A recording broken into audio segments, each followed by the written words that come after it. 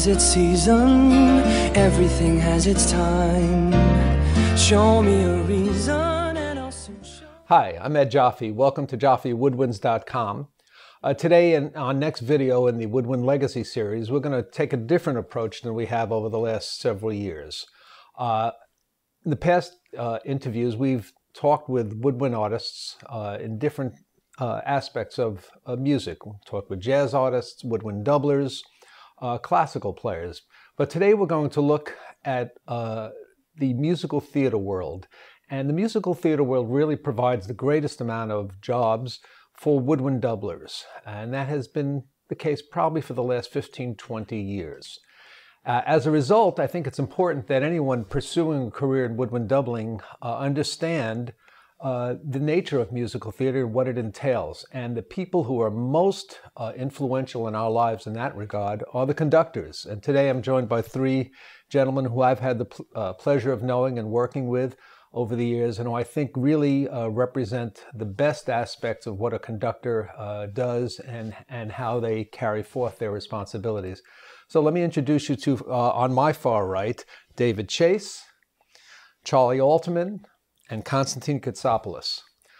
These gentlemen together have been responsible for conducting, music directing, or music supervising over 45 Broadway shows over the last several decades, and we're very thrilled to have them here today. So gentlemen, thank you for joining me. And I want to start off just by giving everybody a chance to meet you individually a little bit. I guess we'll start with Dave. Just how you got into musical theater, and then how that getting into musical theater eventually propelled you into becoming a conductor, music supervisor, etc. Well, the short version is that I actually had no musical training. I took piano for 5 years as a kid. I hated every minute of it. I hated practicing.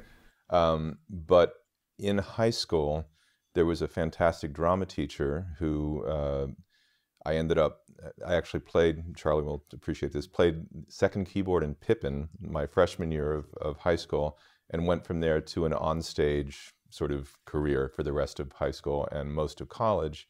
Found that I loved theater, loved music, and after college started, because I could play piano, ended up playing Forbidden Broadway in Boston for almost 4 years, that was my training in finding out what musical theater was.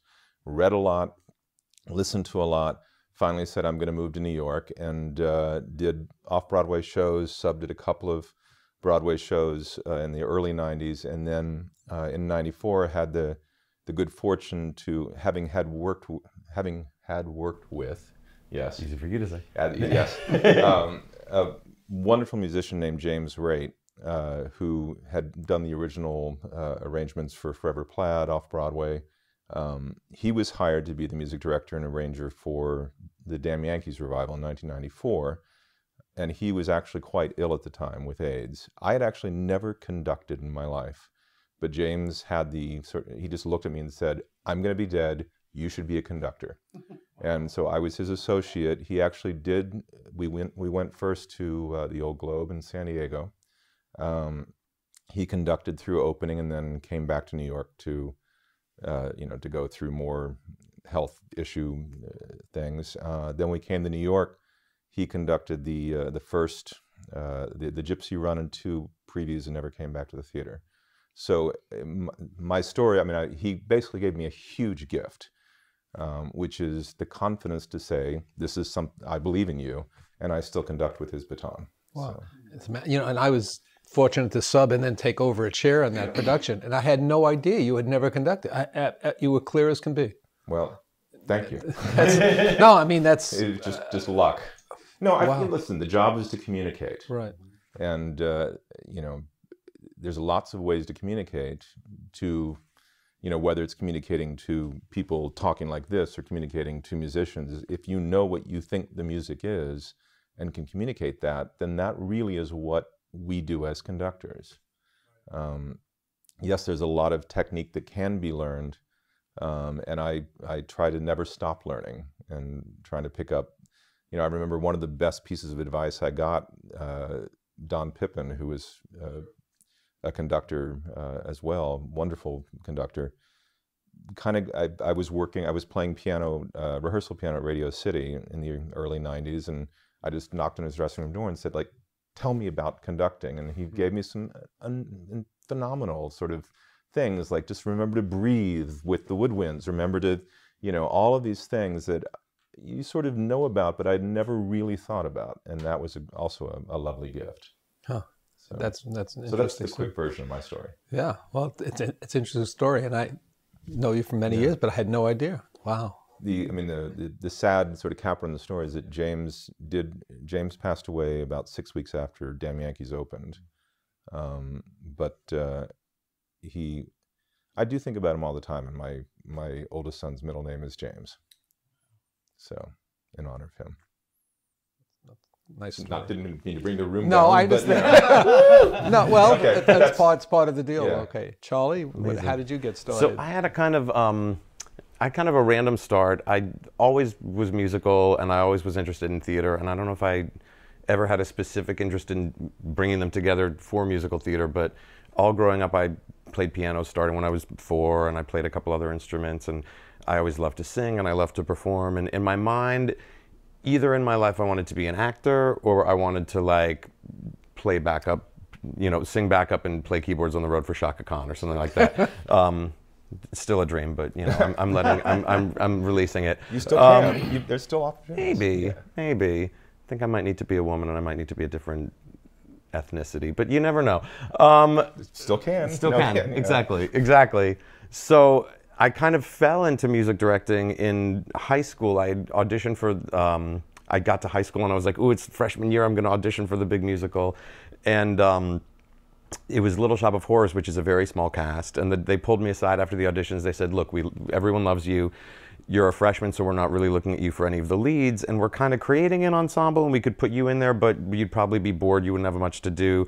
We know you play piano. Would you want to assist the music director? And I was kind of like, well, let me think about it. I don't know. I wanted to be in the show. And then I was like, I guess, sure, because why not? And so I played piano for all the rehearsals and for the show, and I kind of helped this music director out, and she was very, very cool.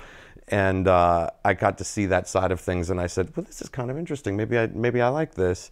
So all throughout the rest of high school and college, I was still undecided, but I would like act in a show and then I'd music director show. I'd act in a show and then I'd music director show. And by the time I graduated college, I'd started finding work in the summers, doing summer stock and whatnot. And so it sort of seemed like that was going to be the career path that would be more fruitful. So it's sort of basically what I pursued afterwards. But amazingly enough, my first job in New York was subbing. And then I took over on this tiny little off-Broadway review that inexplicably ran for 2 or 3 years, where I was like, the piano player was on stage and sang a song and did these voiceovers. So I think like my acting chops helped me get my foot in the door there. And then my Broadway debut was with Martin Short's, he did a show called Fame Becomes Me that was his spoof of one-person shows. Mark Shaman wrote the music and was on stage at the piano kind of as like, here's my music director, Mark Shaman. And so I was originally hired as his understudy. And then over the course of previews, he became aware that his role in the show was so big that it was too crazy for him to music direct the show as well. And I kind of got promoted. You know, it was this crazy moment where by the time we got to, we did three cities out of town in our out-of-town travel. By the time we got to San Francisco, which was our first one, we knew that there would be certain things that he couldn't conduct because he had a costume change or he was in the next scene or something like that. So they had this elaborate system. He was on stage on a piano. They had a camera on him. There was going to be a camera on me. Everyone in the band was going to have a little TV monitor. I was going to have a foot switch to go back and forth between who was conducting what, and we'd never really mapped out what it was. And so in the middle of tech, you know, we took our dinner break, and Mark was sitting, you know, with piles of paper, like doing rewrites on his computer. And I was like, Mark, I know this probably isn't a great time, but can we please just find 5 minutes to go over who's conducting what, because I just want to be prepared for that first band rehearsal in 2 days or whatever it was. And he's like, it's just all you. I was like, what? Okay. He was like, you heard me, renegotiate your contract, you're conducting the show now. I was like, this just happened. So that was sort of my big break. And then from there I went on to do Next to Normal and Godspell and Pippin and a bunch of other cool stuff. So cool. An interesting break-in. Yeah, so random, but I feel like most people that I know, even like, you know, having James say, I believe in you, you're going to do this. It's always like, it's like Shaman did the same thing for me. He was like, I think you can do this and you're going to do it, go. Wow, interesting. So it was, and then Larry Blank, who was the orchestrator on that show, became a great mentor too. Both in giving me confidence, he knew I was sort of thrown in too, and he was like, you could really do this. He gave me confidence that I had what it takes, but also would sort of pull me aside and be like, okay, in this moment here, this is a little confusing. You could, you know, so he was a huge help to me. Wow, that's a cool thing. Now, Constantine, you came to Broadway mostly, I guess, from your roots in as a classical conductor of symphonic orchestras. So how did you get into musical theater from the symphonic career? Well, I mean, I've always done a lot of different styles of music. I've known I wanted to be a conductor since I was about 6 years old. I had a neighborhood piano teacher that I was taking piano lessons with, and one day I came into the lesson. We did our piano lesson, and we're on the way out, and she says, "Here, I want to show you this book." Later, I figured out it was Max Rudolph's Grammar of Conducting, right? Sure. And there was a squiggly line there, right? And it was the 4/4 pattern. And I looked at that and I said, that's what I want to do. Probably because I didn't feel like practicing the piano. And as I say to many people, yeah, the piano is the instrument that I learned how to play, but you wouldn't know it now to hear me play.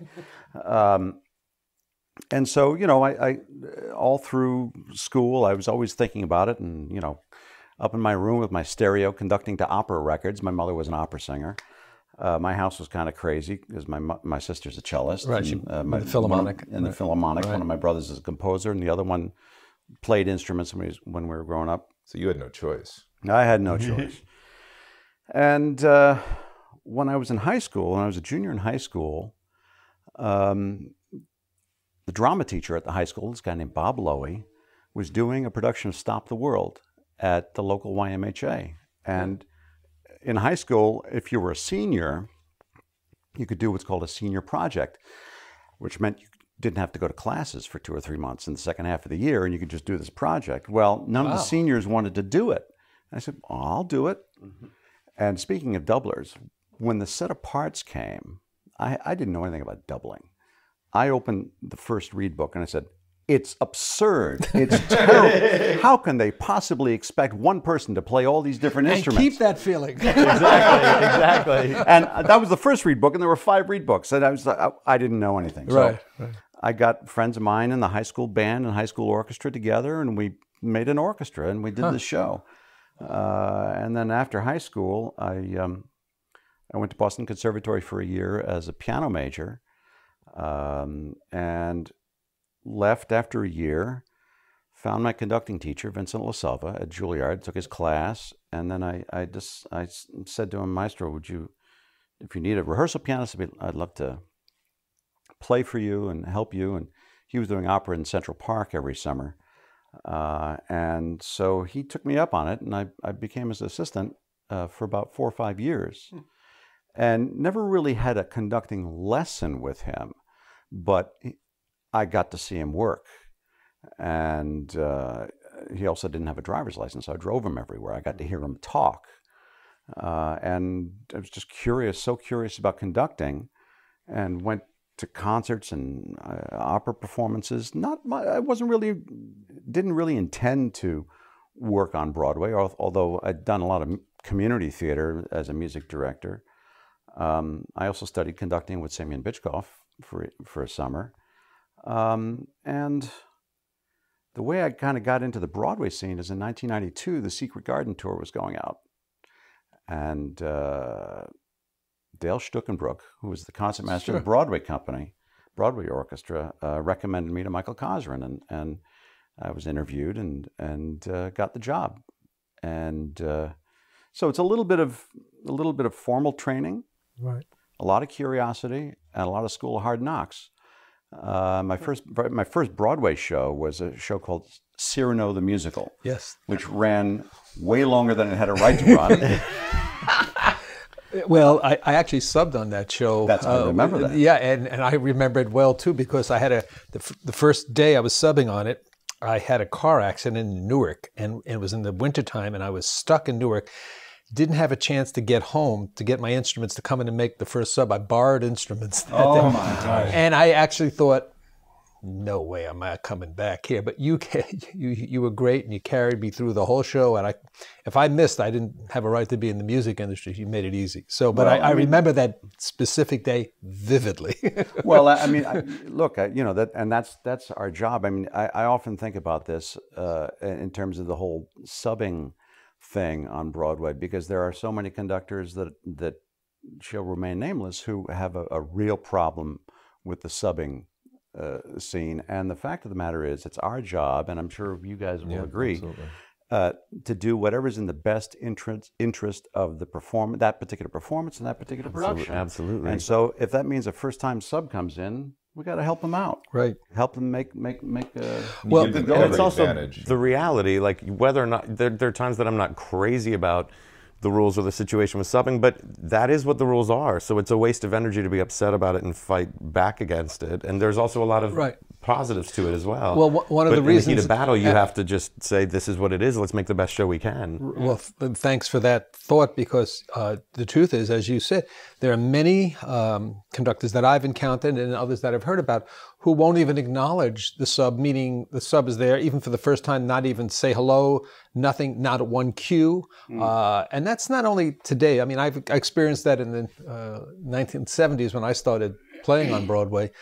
And there is this almost divide between the conductors who wanted to help you, like all of you do, and others who want to just see if you can sink or swim without any cue. But today's, you know, the nature of Broadway today, excuse me for interrupting, but is so different than it was in the 70s and 80s, because the gig on Broadway today is everything. There's not the other work that we had available in recording, in club dating, in touring with acts and so forth. Generally, that is available, was available in the 70s and 80s. Today, Broadway, for a commercial player, is all that really exists that pays a livable wage with some benefits. So the stakes are higher, and the competition is greater, and more wonderful players are trying to play on Broadway now than ever before, because there's a void. So we're more dependent than ever on the conductors. But I think that's a key thing, which is that we as conductors understand that you wouldn't be sitting in that chair as a sub unless A, you're a brilliant player, and the person who hired you to sub for them had confidence in you. So I feel like it's my job as a conductor to not only, you know, make sure as you said, you go up and you introduce yourself and you say hello, and if there are things which you know are going to be problem spots or that may be problem spots, you know, just talk about them. You know, you try to give some notes afterwards.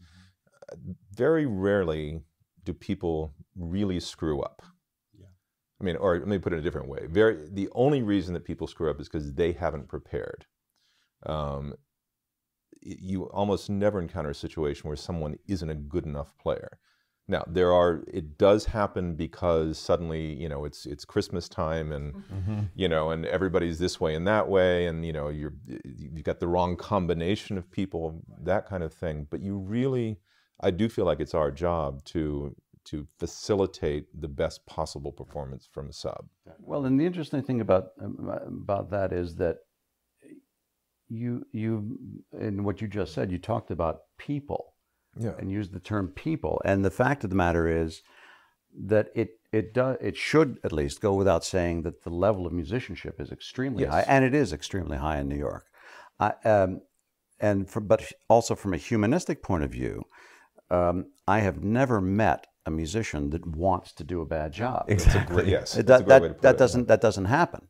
Everybody wants to succeed, everybody wants to do well. I mean, the level of preparation to come in and sub on a Broadway show is pretty intense, and 95, 98% of the musicians that come in to sub on a show are really well prepared to do that. And it's our job to help them out, and because again, it's in the best interest of the performance. Exactly. You know. Well, I think you talked about the one thing that will make people screw up is if they're not prepared, and I think that's certainly the biggest thing. But I've also seen people be less successful than they might have been because they were incredibly nervous. And so, and it's just my own personal thing, but that's why I go out of my way to introduce them, to build them up, to say, hey, we have this person playing tonight and whatever, and make them feel welcome and make them feel like we have confidence in them, so that hopefully they won't be nervous and that they'll be able to bring their A game. And I think a lot of people, and I see this with directors, with actors, I see that in all facets of the arts, where people sort of say, well, like, well, let's see what they got. Let's see if I can almost feed on making people nervous to see how they handle it. But my attitude is, at the end of the day, we want a good show. And if people are nervous, the chances of that happening are not as high. So let's... Nothing is gained by... Well, exactly. It's our job to create a work atmosphere that lets everybody do their best work. Exactly. You know? Right. It seems like common sense what we're saying. And it's here, amazing how many people do miss that, you know, but... Yes, and we're all in it together. Part, the good people, I think. Yeah, but I think your statement, no one wants to come in and do a bad job. It's not conceivable. Everyone wants to do their best. And but a lot of times, just by the nature of the stakes being higher, there are fewer people are taking off from shows today than there were 10 years ago because of the change in the structure of our contract, and in order to gain health benefits, the regulars have to perform more shows. There's less outside work for them to take off. So that when you do get the call to go in and sub, again, those stakes are higher. You want to do well. You know there are others who are subbing, and you don't want to go to the bottom of the list. So, you know, all of this builds up anxiety. And the first show, the stakes couldn't be higher because it's effectively your audition. I mean, it's the most, it is kind of the craziest system where like you don't actually get a proper audition. You have no kind of rehearsal process unless, you know, every player is different. I've seen players who have said to their subs, come in, let's spend a couple hours and let's play through everything and let me give you some feedback. But that's kind of rare, and it's completely on the player and if they choose to do that or not. That's right. I'm an incredibly neurotic person, and if I'm going to have anyone sub for me, even if I'm just playing keyboards in a pit, I'm like, let's get together for hours, let's play through everything. But, you know, that's not usually how it works. Usually it's like, here's the book, ask me some questions, come watch the show, and good luck, see you at opening. And by the way, opening is your audition.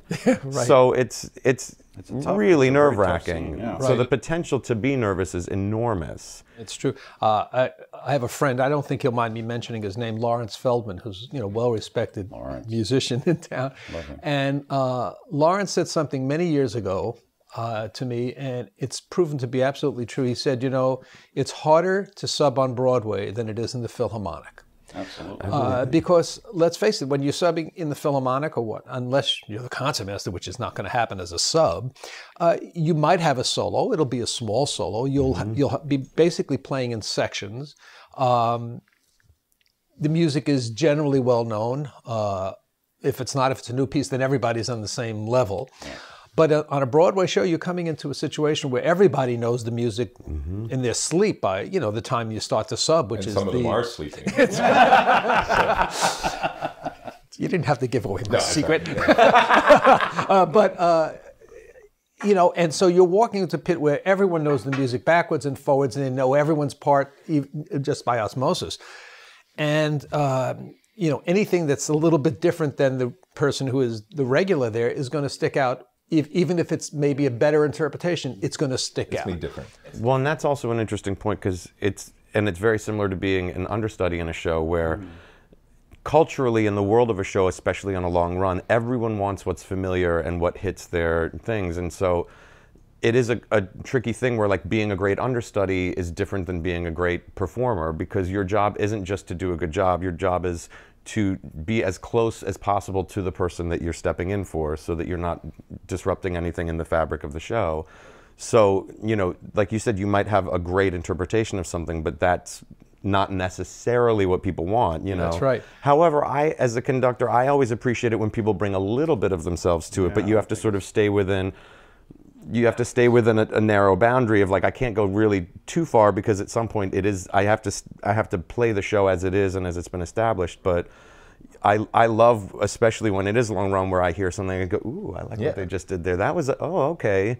They're really paying attention. They're really feeling this music, and they're bringing something to it. That's true.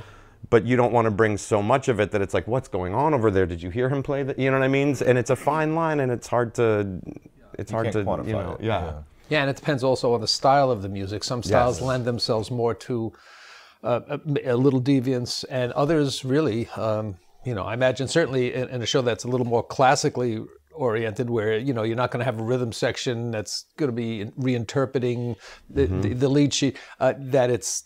Well, but the other issue, I think, that makes it even, that raises the stakes even higher, I think, these days, especially the past 10, 15 years, is the fact that orchestras are smaller. Right. Every part is so transparent. You know, the original orchestration of West Side Story was 5 woodwind doublers, 3 trumpets, 2 horns, 2 trombones, and, you know, the string. No violas, because the house viola. Yes, that's right. And a bassoon book, solo bassoon book. Yeah. Nowadays, you know, you get a show where you've got 2 or 3 reed books, and you're playing more instruments. At the most 2 or 3 in a new show. Right. Yeah. And so 3 if you're lucky. You know. If you're lucky. yeah, and you know, now you're down to maybe 1 trumpet. Right. Or you know, it used to be 3 trumpets was the norm. Yeah. Right. And then you could the solos went between the first book and the second book, and the third book was a supporting book. Right. Then it went to 2 trumpets, and people were wondering why trumpet players were cracking more. Yeah. Well, because they didn't have the support underneath. Exactly. And now it's down to, you know, shows with 1 trumpet, and the second and third trumpet parts are in a synth. Yeah. So Or a clarinet. or a clarinet. Yeah, exactly. So it's There's the no stakes are even support in the higher. section Yeah. anymore. You know, it's much less stressful to come in and sub West Side Story if you're, you know, playing third violin out of 5 or whatever, you know. Right. And not that it's not still stressful, but you have the support of a section. You can you're playing probably the same note as the person next to you, and you can really lean on them a little bit. Right. Versus like, now I'm the violinist and I'm the one string player in the whole orchestra, and I'm blending with a synth player, and everything I play is basically a solo, you know. That's right. And it's true. For like the show we did that ended a year ago, Pippin, we were a band of, I think, 12. Yeah.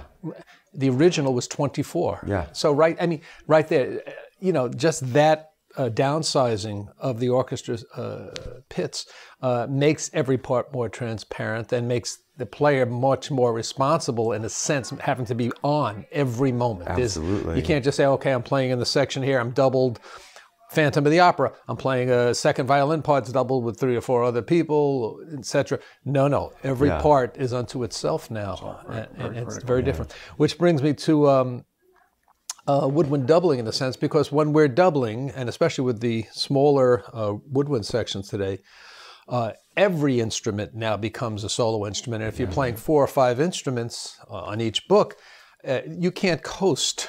Well, it's much more exposed. Right. That, like, you know, their oboe playing isn't really as strong as, you know. Right. I mean, in the 50s, 60s, 70s, when shows were generally orchestrated, in a way where you would expect 5 woodwinds, or at least 4 woodwinds, and they would all play saxophone, and then your flute, clarinet, oboe, bassoon would be divided among the books. Today, if you have a saxophone, sometimes there's 1 saxophone book, and they hire an oboe player who plays English horn, a flute player who plays piccolo, alto, flute, straight, so to speak, straight players. But when we're doubling, we don't have that opportunity. I mean, we have to be excellent on every one. But in your experience, what have you noticed among the doublers as being perhaps, if there's a weakness, there's a particular instrument or an instrumental family stand out to you as being weaker in your experience in working with doublers over your careers? It's interesting because I think, and I could be completely wrong about this, and I don't know enough about what doublers' principal instruments usually are, but I would imagine, and you'd correct me if I'm wrong, that most of the time doublers start out on clarinet and sax. Well, that was the traditional way, certainly in the 30s, 40s, 50s. People coming out of the swing band. Right. Well, also because of the predominance of Artie Shaw and Benny Goodman. They were the rock stars of the day, and clarinet was the first woodwind people generally played. Saxophone was a natural following. The flute came much later, generally. Basically, in the 50s, it became more of a required double. Oboe and bassoon attached to any of those were sporadic, and really didn't find the days until maybe the 50s and 60s. Yeah, I mean, of course, it's the double reeds that tend to be the weakest. Yeah. Or they're strong on the double reeds, and then the other instruments are a Right, little weaker. it's either or. Because it's like, I started as an oboe player, and now I'm trying to learn the sax, you know what I mean? But it's usually pretty obvious. Once the double reeds come into the equation, it's usually pretty obvious whether they were the first instrument or the second. But it also depends, you know, and the way that it becomes apparent is when you, oboe writing in a doubler's book has generally more solo passages than anything else, because it's a different color than the clarinet or the saxophone. Right. Bassoon writing has traditionally had, you know, bassoon books have had less in terms of solo stuff, so that you're, you know, the bassoon, bass clarinet, and bari sax chair could get away with playing some bassoon, and you know, and it was okay. Because you're sort of getting lost in whether it's texture, doubled with the cello or with, you know. Right. And also a lot of the writing for the bassoon makes use of its ability to be sort of comical in nature. Yeah. Where the oboe is not written comically. Yeah. they're not putting the lyrical line on the bassoon that's supposed to make you, you know. But the revival of Porgy and Bess that I did, the fifth reed book had no bass clarinet, but had bassoon, clarinet, bari sax, and tenor sax. Wow. So, and I think there was one other instrument in there as well, but it was primarily a bassoon book.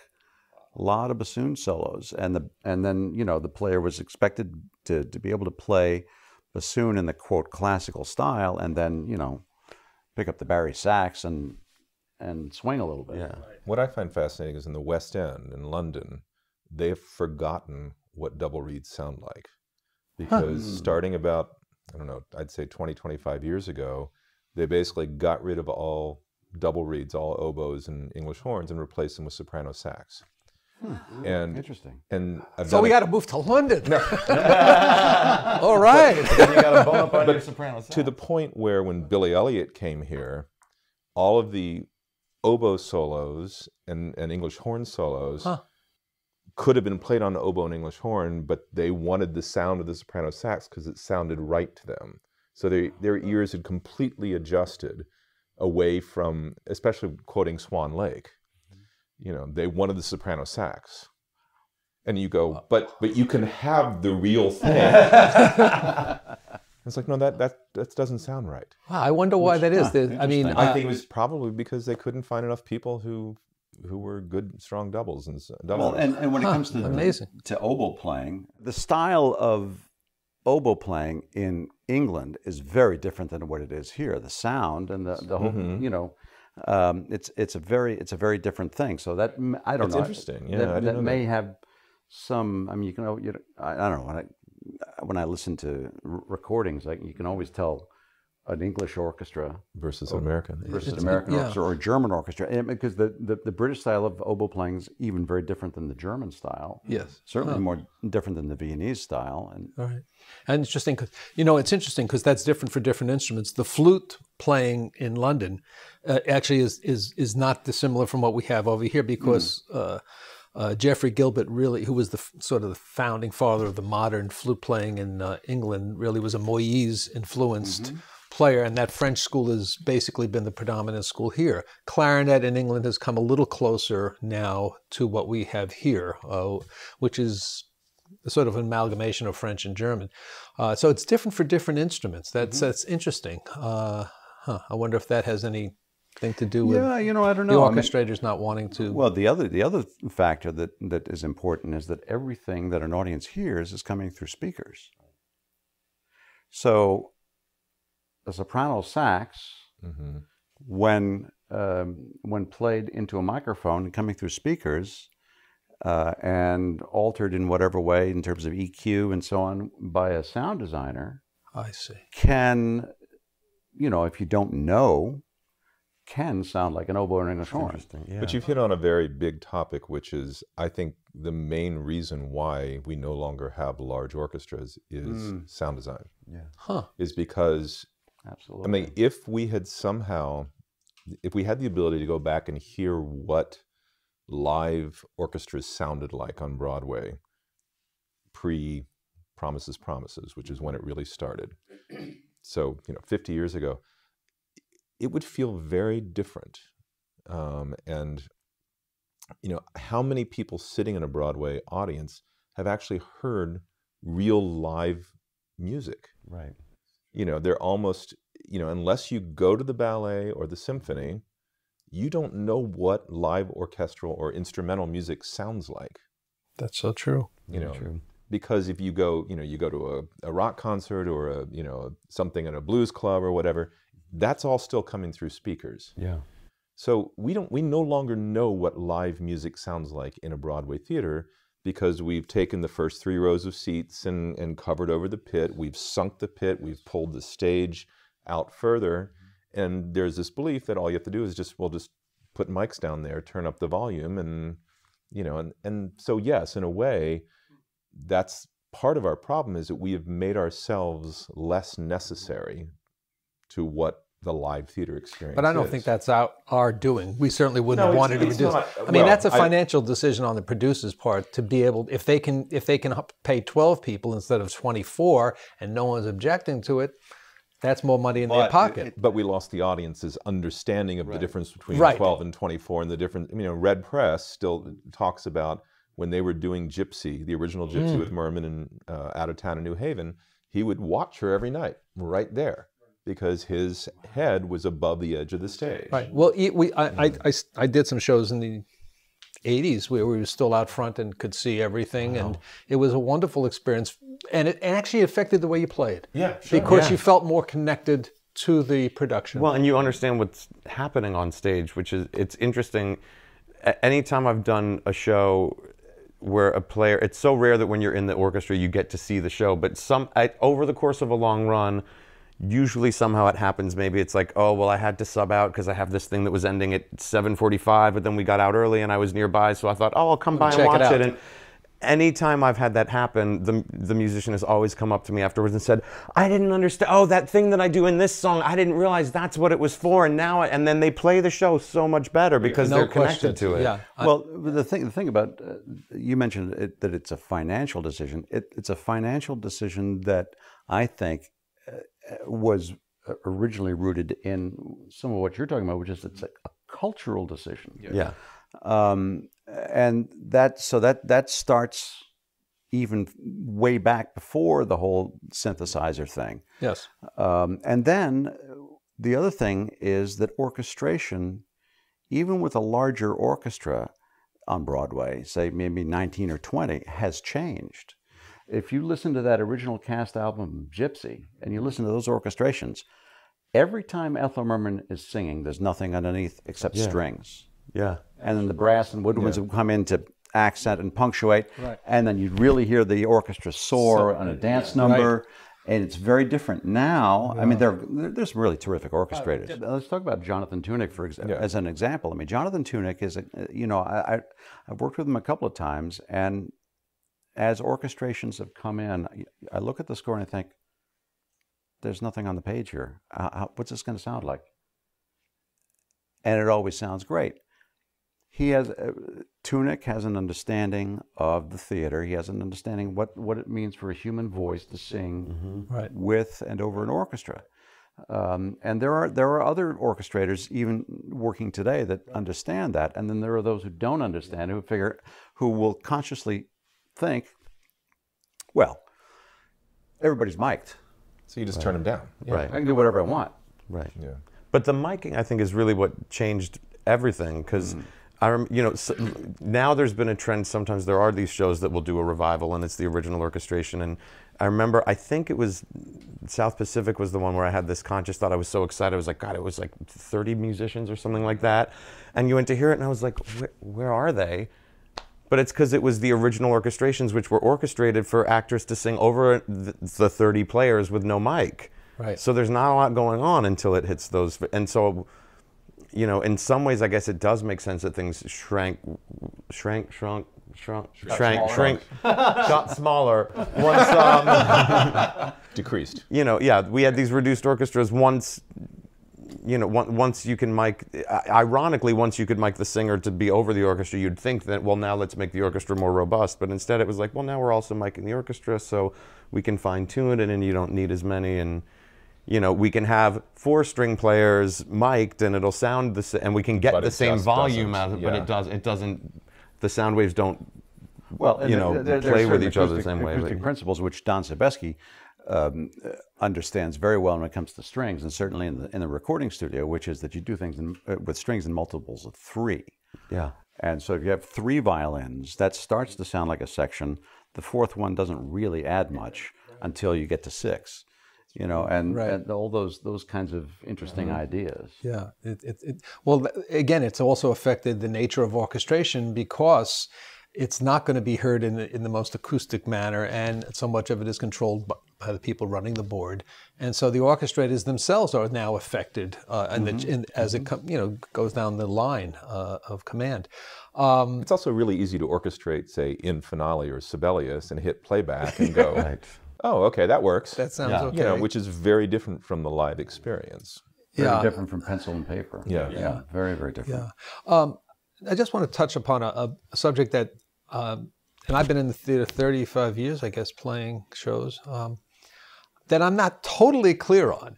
What is the difference between a conductor, a music director, and a music supervisor? Because those titles are all ascribed to all of you. It's a very good question. So, and there is no answer. And it's different on every show. Right, yeah. I mean, I think the conductor is the most clearly defined because whoever's conducting the show is the conductor. Right. Usually it's also the music director, but not necessarily. But I think music supervisor has taken, there's a lot of different versions of it, but there's sort of the two most common situations where you have a music supervisor are either a show opens with a music director who is also the conductor, it becomes a huge hit, it's running for years, and after a year and a half, that individual gets another show and leaves, but says, well, I'll stay on as supervisor. So bring someone in to take over the day-to-day operations, not just of conducting, but running cast rehearsals, casting, etc. But I'll remain the supervisor. I sort of know where the bodies are buried. I was there when everything was set. And I'll come back and I'll check up on it, and you know, I'll stay involved. Versus if there's a music supervisor from the start, right? And still, then I think there's different machinations of how it works. But it's my understanding. Well, I mean, I didn't start hearing about the music supervisor title until Cameron. Yeah, exactly. Until the British shows started coming out. Yeah. Here's because I talk about this a lot because people ask it all the time, and I have to explain it to every single producer every time there's a new show, which is that there was a time when there was very clearly one job, which was the music director. It's when shows did not run a long time, and also when the composers were alive and active. Then the composer basically was making all the musical decisions, all the creative decisions, and the music director was the person who carried them out and conducted the orchestra, and then the show ran for a year, and then it closed, and you went on to the next one. What changed was a bunch of things at the same time, which was that shows started running longer, so literally the baton had to keep getting passed. And the problem was that, okay, if you're the director of a show, you have creative input into what the show is. You walk out the door, you're still the director. You're the choreographer of the show. You walk out the door, you're still the choreographer. The way it was working, though, in our world is if you're the music director and you made every creative decision because it's a revival, because the composer's dead, because the composer's a pop composer who sends in a demo and that's all they do, Elton John, or or the composers are musically illiterate and can't read or write music, which doesn't, Irving Berlin didn't read or write music. There are plenty of people who are brilliant composers, but so somebody has to do the job of creating the musical sound of the show and make the musical decisions. And that was for a long time the music director. But the problem was you walk out the door and you're no longer the music director. Like you leave the show, even though you were as much a part of the creation of it as the director and choreographer, there was no mechanism by which you retained some kind of creative, acknowledgement, whether it's on the title page or financially.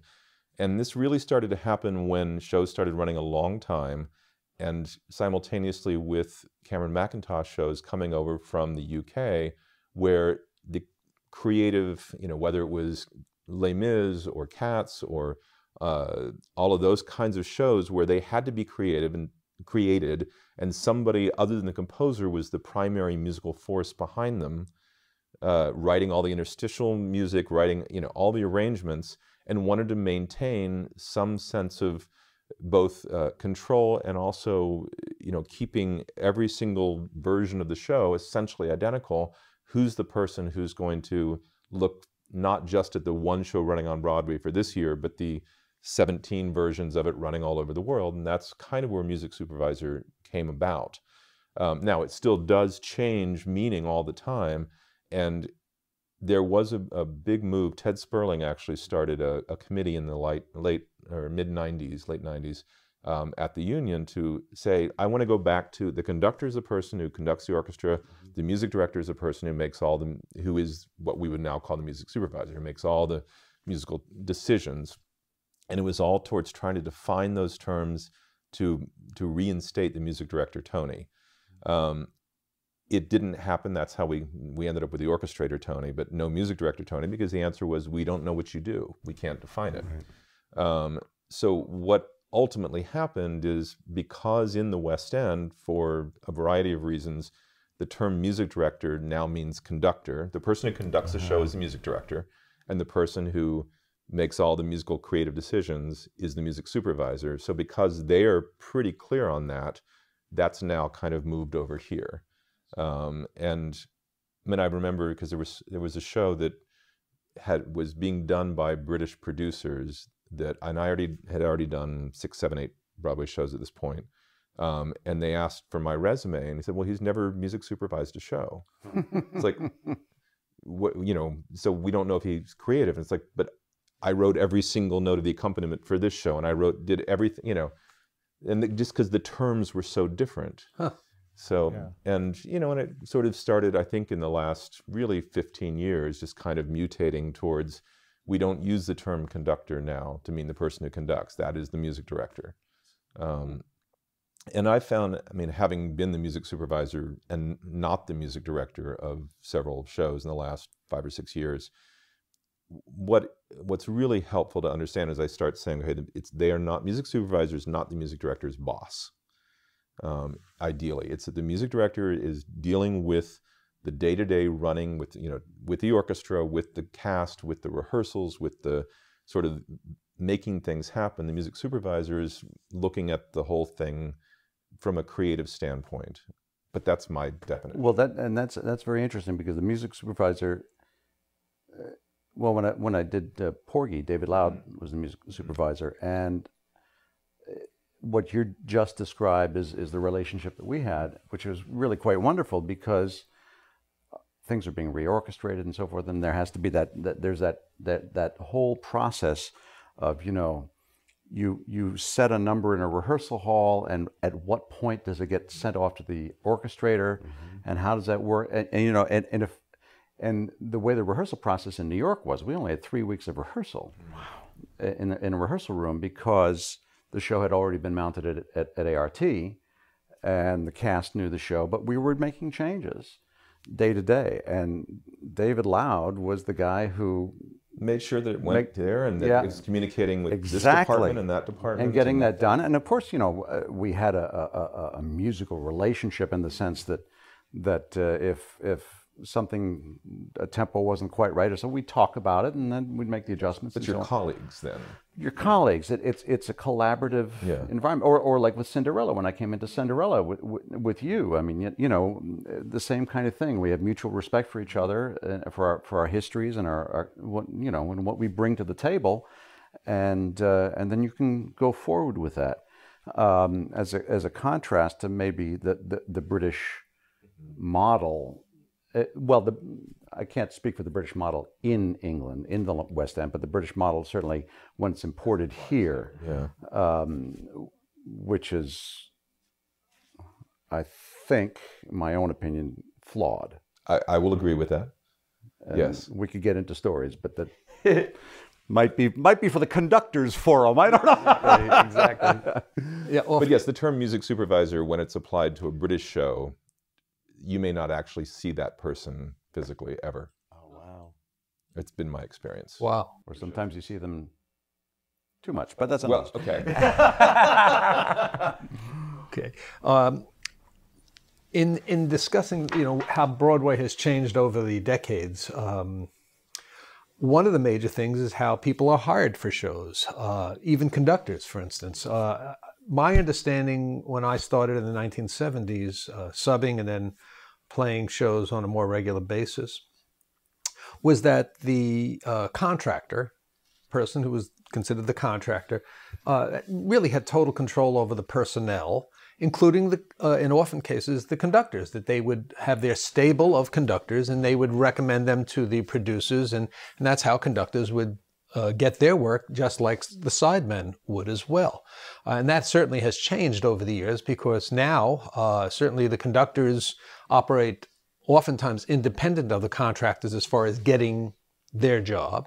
Always. Always, okay.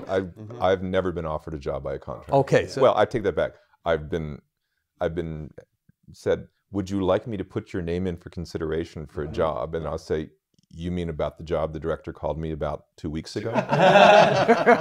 I'll leave names out. But, yeah. But anyway, okay. Yeah. But certainly now conductors have a great deal of say on the personnel, perhaps even sometimes usurping the contractor or having more say than the contractor on that, or sometimes a mutual agreement on here's some people I want, here's some people you want.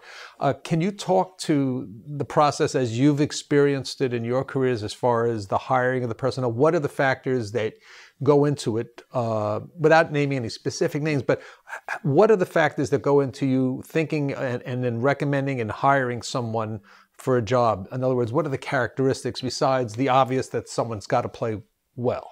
But as we said earlier, there are many wonderful players now, all looking for the same piece of the pie. So generally, that's, especially in a place like New York, you're going to have a lot of musicians to choose from who all play a specific book and can do a very fine job. What are the factors in hiring that, make someone stand out to you, or when you think of hiring an orchestra? Well, I mean, I think that probably all of us have, over the course of one's career as a musician, as a conductor, whatever happens to be, you start to know who you like to work with. Mm-hmm. And who is right for a certain book or style of music and that kind of thing, and so you start with that. I mean, and then I always collaborate with the contractor, and we have conversations about it, and the contractor might want so and so, or if I can't think of somebody that would be right for such and such a chair, I might say, well, what do you think? And you go back and forth. Mm-hmm. And orchestrators jump in too. Yes, there are yes. certain orchestrators who always want this person in their band. Right. And sometimes the composer as And well. the There's composer usually too, a lot yeah. of chefs. So it's really But- like a collaborative hiring. It's not Yeah. unlike casting a show where, it's like the sort of the casting director, I think is an analogy to the contractor. Yeah, that's great. Where they're bringing people to the, a casting director is saying, here are a bunch of people you may not know about, I'm bringing them into audition.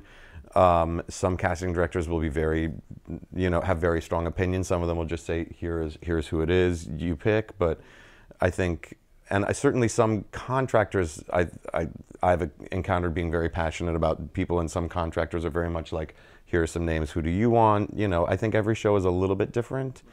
But at the end of the day, for me, personality goes into it so much.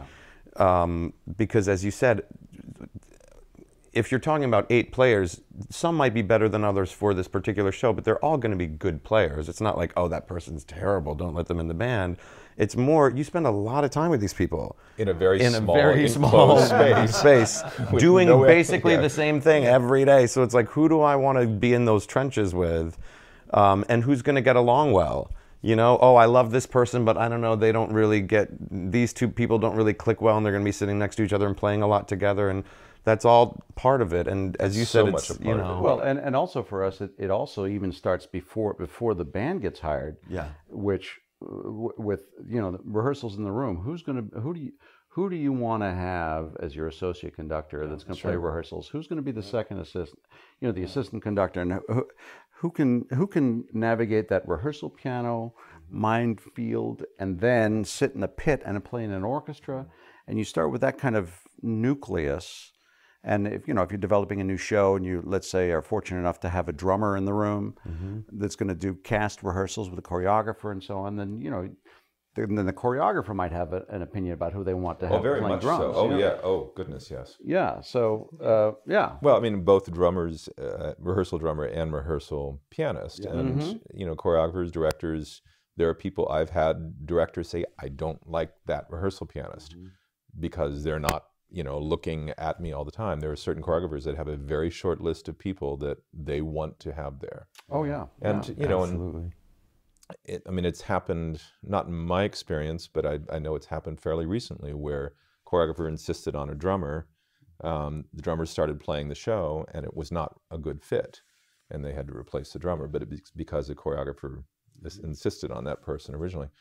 Because it's also very different to be a rehearsal drummer or pianist than it is to be a show drummer or pianist. They're very different skills. And ideally you want someone who can do both. Because the other thing is, just the way the contract works with the union, it is very difficult to replace a musician once you're in the thick of it. So those decisions at the beginning become hugely important. And for me, it makes me less likely to want to take a chance on someone I don't know, just because I say, well, I don't know them, I don't know, there are players who've been recommended who I end up falling in love with, and players who've been recommended who's like, yeah, they're okay. I really wish I had fought more for this person that I love. So it's tricky, and it's always funny to me when people say like, oh, well, they're just trying to get their friends, and I'm like, whatever friendship we have is based on the fact that we worked together and I loved working with them. So it's like, that's what it comes back to, and that's what I'm trying to continue going, And those musicians that we are all friendly with, that we've worked with a million times, will also understand if you do a show that doesn't necessarily match their particular skill set, so you're not going to use them. Absolutely. They're going to know that, okay, yeah, I get that. They don't want to be put in a bad position. Exactly. But also the interesting thing about, and I work with college and conservatory students all the time. I go to Indiana, and I'm working at NYU now. And what I say to them always is, be careful that you're not the person that slows down the rehearsal. Or the recording session. Absolutely. Although, and that's a change, because years ago, and I have to tell you, this is absolutely the truth, there were guys who were noted for having a very good sense of humor, who at the 58th minute of the hour would interrupt the session. Hey guys, did you hear this joke? And they'd be into the overtime before the joke was over. And everyone knew, they were just waiting for that moment because they knew they'd get their extra 20 minutes. Well, those days are gone. You want people who are exceptional musicians, who know the style of the music that you're, and very often the development of a show, some of the style things can change a little bit, but somebody, so that musicianship has to go without saying. Right. But then you got to have a group of people that are going to get along with each other, and that if you even want to go further than that who their subs are likely to be. Oh yeah. Wow. That's I also think that's it's going important far. that the people that are hired are invested in doing the show. By which I mean they're not going to. This is going back a ways. I did a show where I remember the contractor said, "Well, he's really busy, but he's great," and I regretted hiring that person because they were never there, and he might have been better than everybody who subbed, but I looked forward to his subs because he also wasn't there enough to play well and to be consistent. Right, and that's certainly the days when the recording recording industry was happening, and jingles and dates were plentiful, or seemingly so. But that is clearly not on the horizon. Right. Which brings me to maybe our last question. What do you foresee as the future for musical theater with regard to its continuing success? Do you see it? I mean, we're in a period right now of great success for shows as far as amazing audiences, and even shows that are lasting long. You know, the tradition for shows when I started was that a show would last 3 months. Yeah. And musicians were accustomed to having 3 and 4 shows a year. Doing a show for 2-3 months, doing the cast album, the show would close. On to the next show. Doing 3 to 4 cast albums a year. And that was the expectation. That wasn't a disappointing run. That's right. Or it wasn't them saying, well, I've done my cast album, now I'm leaving. I mean, really, you was budgeted for 100 performances. Yeah. You made your money back on 100 performances, and then you went on. Right. And of course, now things... Now you need to run for typically a year before you make money, before you recoup. Hopefully, right. So for the young musicians who are looking towards musical theater as their career, or as a possible career, what can you offer them as Be a jack advice? of all trades. Know every style. Listen to, know your history, know style, practice, and be a good person in terms of, be enjoyable to have in the room, be a positive light, and embrace and be passionate about it. Well, and that's, you think that's common sense, and that would be for anything. But again, what the thing that has to be emphasized in musical theater, we're doing the same music day in, day out. But it's not. It's every single show is different. Exactly. And so you have to find the joy of, listen, I'm a hypocrite to say it because I can't conduct anything longer than like 6 months before I go nuts. But the idea of having, something, yes, which you have to do every night, it's not the same every night. And that is the joy of live theater. And you have to, it's one thing for me as a conductor to say yes, because I can see what's happening, and I can feel the audience, right behind me. It's different when you're, in a pit and you can't really see that, but you have to find the way to make it fresh every single time. And it's still a collaboration. Yeah, it's still about the singer. One thing I was going to add to what you were saying before, I think those are the main bullet points, certainly, but the one other thing I would add is, if there's any way as a player to educate yourself on the world of theater, to talk to singers, to talk to performers, to go and see shows, and realize that when you play in a pit, it's a very different art form than playing in an orchestra, because everything that you do is to support what's happening on stage. Or it's a dialogue with what's happening. Yeah. But it's all about it's all about the relationship between the players and the performers and the audience. And so I think there's a lot of incredible players who miss that disconnect. They're like, I don't understand what's happening up there. And so and then it becomes like a fight. And it's like, well, you have to look to understand what's happening up there. And even if they're doing something that doesn't make sense musically, there must be some reason that it makes sense. And how do you support that? And how do you still be a scene partner with them? Take a show off and watch it. Yeah, exactly. Yeah, also, I kind of came to this realization of doing the Secret Garden tour, which is the first time I'd ever done 8 shows a week. And I did it for 16 months.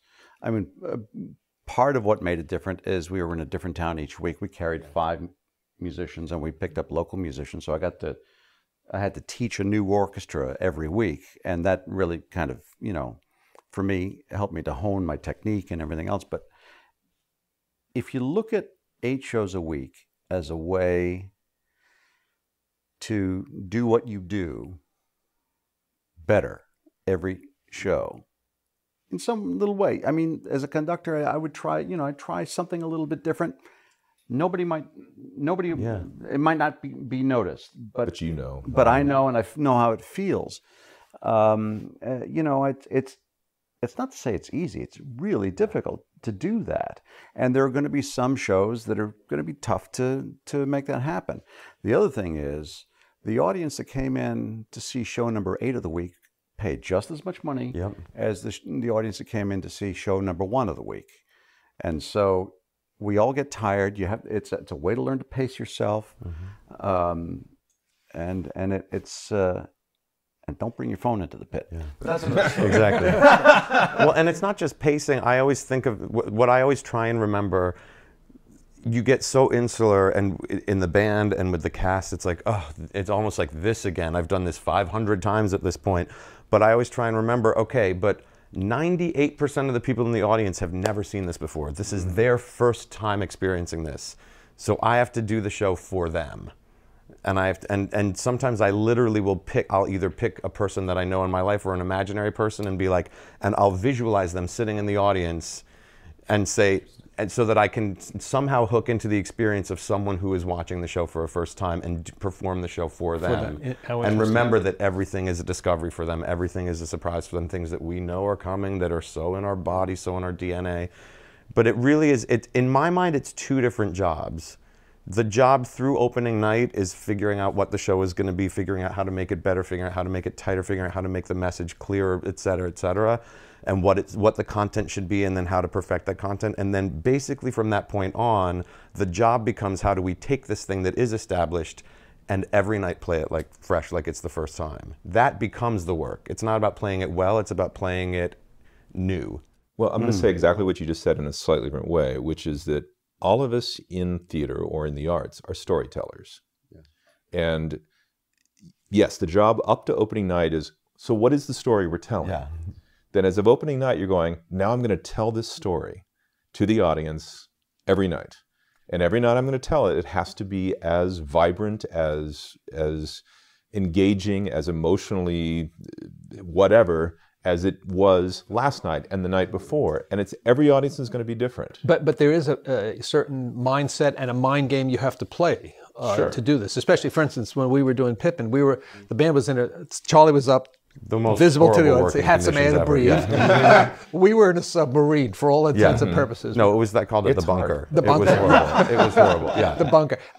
But you do have to play mind games with yourself. One thing I'd like to pass on to the viewers, one of my very first shows that I saw from the pit was the original production of the show, The Wiz. And a great reed player, Dave Tafani, took me down to the pit. He was playing that show. And I asked him, I had never played a Broadway show at that point. I had done some, shows in school, but I had no idea of the life, of the lifestyle, and what one has to deal with on a day-to-day basis. And I said, well, how do you do this? Because to me, it sounded like, this is impossible. And he said, well, here's what I do. And Dave was also a top flight studio musician, recording day and night and then go to the theater at night. And he said, when I'm playing, and I've played this music hundreds of times now, I know exactly my part and all, but I'm listening across the pit, trying to figure out in my mind, as if I'm taking dictation, what the other people are playing, and try to visualize, if I put it down on score form, the harmony, the voicings. Oh, wow. I thought, wow, that's pretty interesting. And over the years, I've tried to do that as best I can. That type of mind game, to stay engaged musically, but in a different way, And so whatever I think anyone does to stay active within the musical environment, I think can only be helpful. I also think it's really helpful. I mean, I love as a conductor to have people sitting in the pit, whether it's a sub listening or the actors in between scenes. It's like, come in and just sit and hear what we do. I try to get the director, the choreographers, all of the, the general managers, anybody outside the pit, just to come and sit in the pit for a show, to see what happens here, that we are really working down here and also having a good time, but also just that other presence of somebody makes everybody play for them. That's a great thing, I can't remember when Damn Yankees opened the second time with Jerry Lewis, were you still conducting that at that time? He used to come down all the time. He came down, and I was sitting in the lead book, and sometimes you'd hear a door open, but he used to wear this, I would call it Vitalis or something. But I loved it. He was great. He loved the music. Yeah. And I remember I'd look up, Jerry Lewis is looking over his shoulder and saying, crazy things and making you laugh. But I asked him one day, Jerry, why do you always come down to the pit? He says, that's where I get my energy from before I go on. Because he had about a half hour or so before he went on as the devil or something like that. And he said, that's where I get my energy from. And I thought, wow, Jerry Lewis needs energy. Well, listen, it's why they call it a musical, not a texical. Yes. Right? Yeah. It's a musical. We are in music theater because the music is what takes, look, we all know the reason that music exists in the theater and the reason people sing is because the situation has gotten way too emotional to actually just be satisfied by speech. And so song comes about. And so the music that we create is the basis of music theater. Absolutely. And you know, for me, it's not just Broadway. It's in the opera house. It's wherever there's music in a theater. It's music theater, and it's there because that's what transports the audience. And it has an ineffable power to make us feel joy, sadness, happiness that text by itself never will. Right. Absolutely. I agree. Well, with that, I want to thank you all for spending your time today and your advice and your knowledge with us. And before we leave, can you just tell us what's on the horizon for you musically in the future? What do you have coming down the pike? Anything? I'm about to start rehearsals for Tuck Everlasting, which is opening on Broadway this spring. As in this case, I'm the dance arranger. I do that for a couple of months and a couple other little projects, and then I go to the Lyric Opera of Chicago and do King and I. With 38 musicians in an open pit. Wow. And no mics on the band. Can't even call them a band on the orchestra. Now that's an orchestra. That's an orchestra. Exactly. Yeah. Right. Great. Charlie? That's incredible. Yeah. I just got back from Chicago doing an out-of-town tryout of a show that's heading to Broadway this fall called Gotta Dance, inspired by a true story about a senior citizen hip-hop cheerleading squad. So it's a real blast. And they're called the Bernies, right? Well, we've changed the name, so it's inspired by a true story. It's actually about a team called the Netsationals from the Brooklyn Nets, although they that started would not when be it was sensational this year. Correct.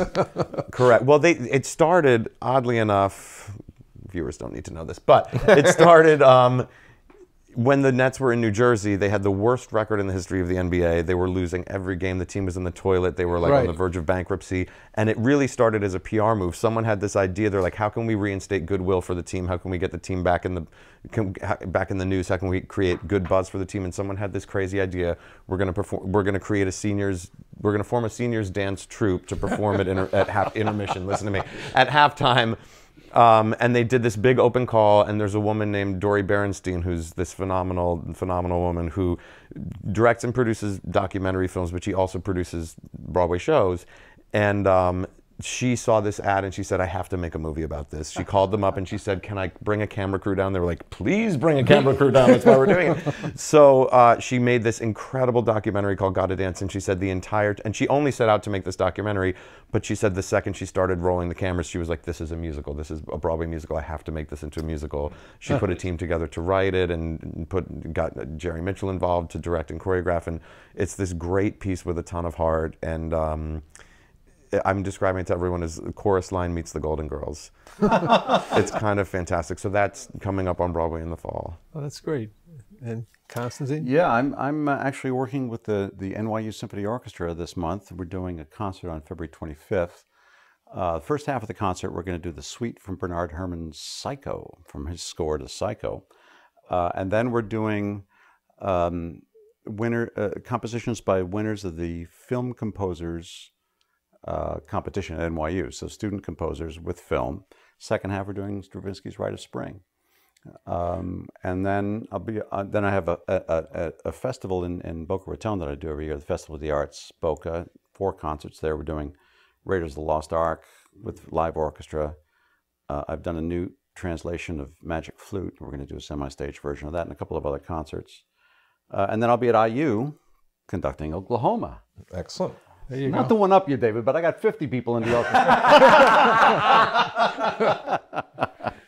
Lots of string playing. It is funny. The first, I did Carousel at the Lyric Opera last year, and the first orchestra rehearsal the cast came into, all the opera people were going, wow, only 38? Yeah. And all the theater people were going, oh my God, 38 people. Well, I talked to somebody who was working on King and I when they were in rehearsal last year, and I was at IU doing South Pacific, and I said to this guy who happened to be studying conducting with me, I said, well, how many violins do you have in the King and I orchestra? And he said, well, we've got 6. I said, I got 18. Well, those are the things you can do at a big Exactly. college. When you don't have to page player, right? That's right. But that's still great that at least some of the colleges are doing these large productions. And Well, the thing about IU that's great is that this is being done in the opera program. wow. it's part of the opera program, and that they're doing music, they're doing, American music theater, and that the orchestra, well, they're on the campus of IU, there are 6 orchestras, but and they rotate the productions, and they're getting to learn to play theater music. Right, and although that's IU's always been good about that. I mean, my wife, who went to IU, did Mrs. Lovett and Sweeney Todd with the opera.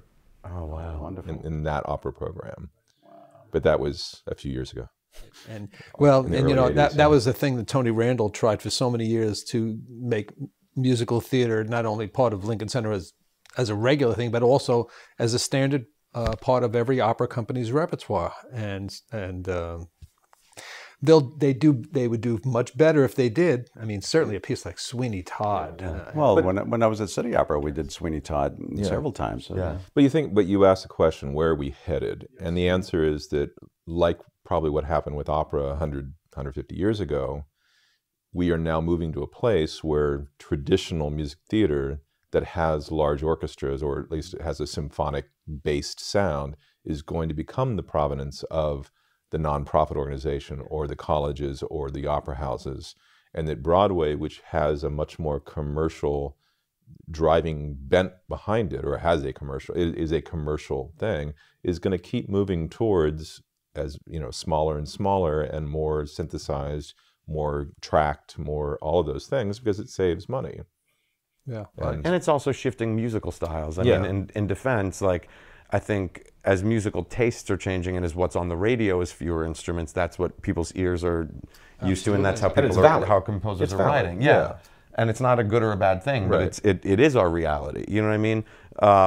And so that's what, and there's always been this sort of awkward and yet very present relationship between what's happening in musical theater and what's happening in pop music.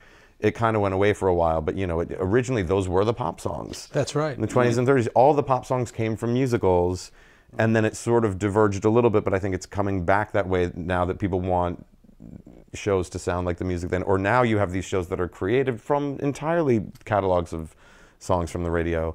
So obviously the orchestrations have to shift. What's encouraging to me is that Broadway seems to be going strong, and I think in terms of what the future of Broadway in terms of its health, I think is oddly very good. I think in a weird way, as our worlds become more, we're on our phones and everything is digital and everything is virtual. It feels like there's a little bit of a backlash where Broadway is one of the few places that you can actually sit, your phone is off, you're connected, hopefully. You're connecting with there's a live audience, it is happening in real time, it's not on YouTube, it's not on, you're not watching it on your Netflix. And I think it's become, the difference of that experience is becoming so unique that it's oddly, I think, raising its stock. Yeah, gaining traction again. Yeah. I mean, every Broadway theater is full right now with like a waiting list of 5 shows trying to get into it. Incredible. I can remember a time just maybe 10, 15 years ago where there were like 7 empty Broadway houses. Like, does anyone have a show that's financed that wants to come in? And that's right. It's a very different time. I moved here in 1990 where there were, for the next 3 or 4 years, there were maybe 1 or 2 new shows every year. Yeah. Right. They were hard pressed to find shows to nominate for a new musical. There was that year that I think it was Sunset Boulevard. Sunset Boulevard, where there was no other, because it was the only new musical. I agree with you. I think that the digital revolution has begun to fix people in a certain mindset, and I think it's a mindset that is not necessarily a part of human nature. Yeah. And so the people are starting to turn their phones off little by little, and are starting to crave, even if they don't realize it, something that involves sitting and talking to somebody. Yeah. Live community. Live communal interaction. I think that's important. I think that's partially why feeling something in a way that you don't feel, no matter how much you get involved in a story. In a movie, when it's a live person experiencing it in front of you, it hits you differently. But also, I think when you mentioned movies, I also think that's why movie theaters haven't died. Yeah.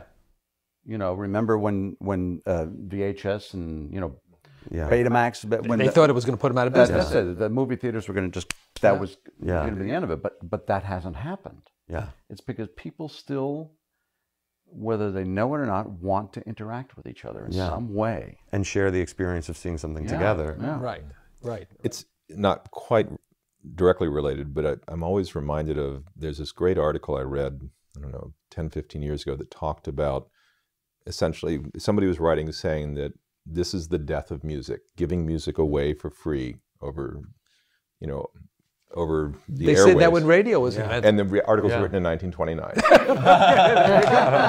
Okay, sorry.